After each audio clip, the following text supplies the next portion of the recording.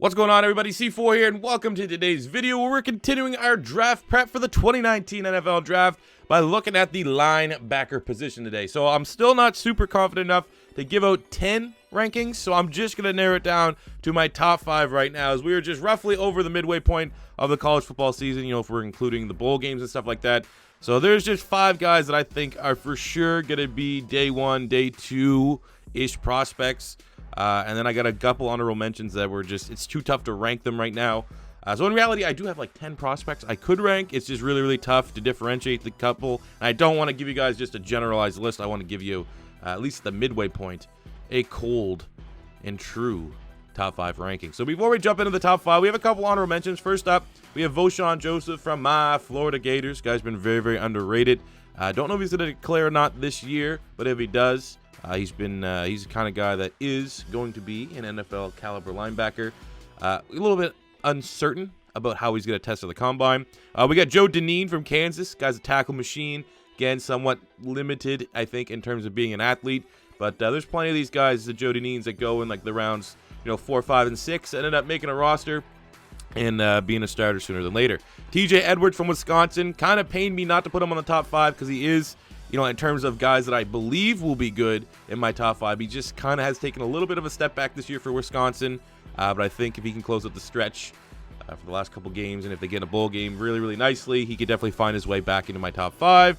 Tevon Coney from Notre Dame's really, really nice too. Devin Bush from Michigan. Those guys there definitely fringe top 5 players at the linebacking position right now. And then we got Shaquille Quarterman from the U. I guess everyone really is kind of having a down year for the Hurricanes defense, but I do like Shaq Quarterman. He is kind of one-dimensional, doesn't offer much in terms of coverage, but in terms of a old school downhill thumper, he's one of the best in this year's class. So without further ado, jumping into the top 5, at number 5, we have Anfernee Jennings, 6'3", 260 pounds, out of Alabama. So far this season, he has 17 tackles, 5.5 tackles for loss, 3.5 sacks, and 6 pass deflections. Now, this one here is debatable because I've heard some scouts, just from looking around the internet, say that he is not going to declare this year. I think he will. I don't know why he wouldn't, but 6'3", 260, brings that versatility, scheme versatility, to be a 4-3 middle, or he can be a 3-4 outside. I mean, I just think because of that flexibility alone, coming from Alabama, the productivity, he definitely should be viewed as a top 5 linebacker. I think he'll probably go, third round, somewhere in the third round range. He has had some injury concerns and injury issues at Alabama, but when he can put it all together, that versatility is a huge bonus to teams that run multiple defensive fronts. I'm kind of looking towards maybe the Patriots or the Detroit Lions. But he is definitely a game changer that gives good ability getting after the quarterback, getting in the backfield in general, and not being a liability if you had to have him try to cover a tight end. Go to number 4 is going to be Tre Lamar, 6'4", 250-pound linebacker from Clemson. So far this season, he has 51 tackles, 3.5 tackles for loss, 2 sacks, and 1 interception. Again, kind of getting to that old school mold of now it seems like people want more of that cover linebacker, that guy that's long and rangy, pretty much a glorified safety. But Tre Lamar kind of is built like that old school mid-2000s linebacker. He's not a liability when it comes into coverage as well, but he is bigger, so he has his limitations. I would not expect him to keep up with today's, the various running back routes that they get, or the undersized tight ends. But if you need that traditional middle linebacker, and there's still a place for these guys in the National Football League, I think Tre Lamar could also surprise some people at the combine. He could show that he's not as limited of an athlete as you would expect by just looking at his size. I mean, we see how big guys like Tremaine Edmonds test really, really well. The outside linebacker from Georgia last year, I can't remember his name right now, he tested pretty well, ended up going to the Giants. So I think Tre Lamar, his draft stock will be pretty influenced by how he performs at the combine. But coming from Clemson, he's the leader, the center of that defense, a tremendous front seven.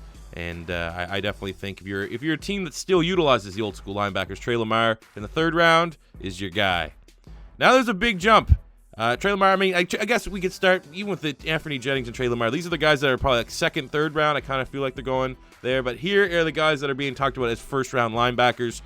First up at number 3 is Mack Wilson, 6'1", 240 pounds, out of Alabama. So far this season, he has 38 tackles, 3.5 tackles for loss, and 2 interceptions. Now, in terms of cover linebackers, he might be the best cover linebacker that we're going to talk about here.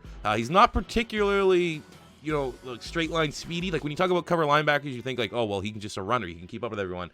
There's reports that his 40-yard dash times like in the 4.7s, high 4.6s, which is not particularly good, especially if you're viewed as a slightly undersized linebacker at 240 pounds. But his coverage ability, man, for Alabama has been bar none the best. And there's a lot of good linebackers there in Alabama. You got Christian Miller, you got Dylan Moses, and Mack Wilson has been the best of that bunch, I think, this season. I've seen a bunch of mock drafts have him go in the first round. I personally think he's a second-round talent.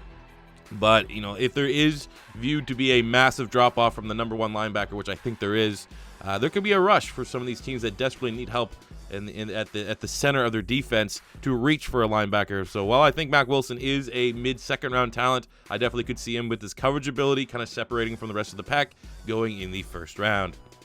Going to number 2, this is a personal preference because a lot of people are sleeping on him, and I have Cameron Smith, 6'2", 250 pounds out of USC. So far this season, he has 52 tackles, 5 tackles for loss, 4 pass deflections, and an 84.8 Pro Football Focus score.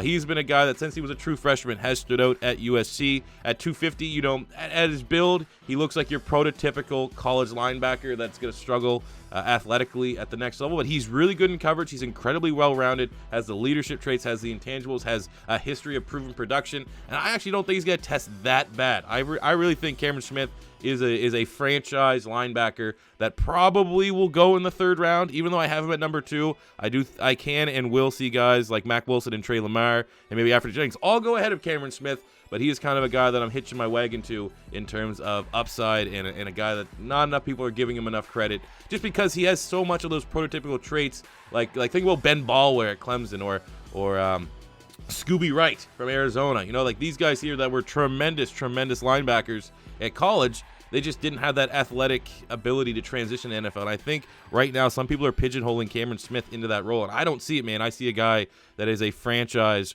linebacker. And I'm not saying he's going to be an all-pro, but I'm just saying this is a guy that's going to go on a roster. And if you give him the opportunity to start, he'll be there for at least 5-6 years, barring the contract situation. And then number 1 is the next Ray Lewis. That is what scouts are saying. Not taking words out of my mouth. What I kind of could see it, but a lot of people are hyping up as the next Ray Lewis, and that is Devin White, 6'2", 235 pounds out of LSU. So far this season, he has 84 tackles, 7 tackles for loss, 4 pass deflections, an 82.7 Pro Football Focus grade. He's a freak of nature. I've never seen a guy that's this fast and this strong. He is goddamn like pro wrestler arms. He is jacked to the gills.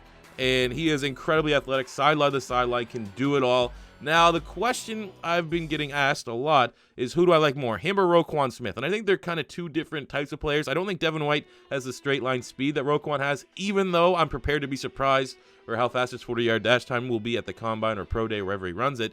But I think you might get a little bit more in the run game with Devin White than you do with Roquan Smith. I think they are very, very close. Roquan Smith, for my money, has been one of the best linebackers of the last decade. And I think Devin White definitely deserves to be up there. And I think he's, in terms of pure talent in this year's draft class, he is a top 5 talent. And if you're a team that, you know, I guess you could say nowadays middle linebackers have been undervalued. Last year kind of had a little bit of a comeback with Leighton Vander Esch, Roquan Smith, and Tremaine Edmonds going in the first round. But it feels like the last couple of years, the teams have been waiting on these middle linebackers. It's almost like the running back spot on the defense. And I think a guy like Devin White absolutely should be taken within the top 5 picks, even if it's not the most immediate need. If you have a hole at linebacking, this guy here has every bit of chance and opportunity to become the next Ray Lewis, and I think he can live up to that billing. So there you go, guys. Those are my top 5 linebackers plus a bunch of honorable mentions, which essentially gives you like 10 prospects. But if I am completely sleeping on someone that you did not hear me talk about, let me know in the comment section below. As always, if you're first time stopping by and you like this draft content, don't be afraid to hit that subscribe button. Smash the like button if you enjoyed. And until next time, it's C4 saying peace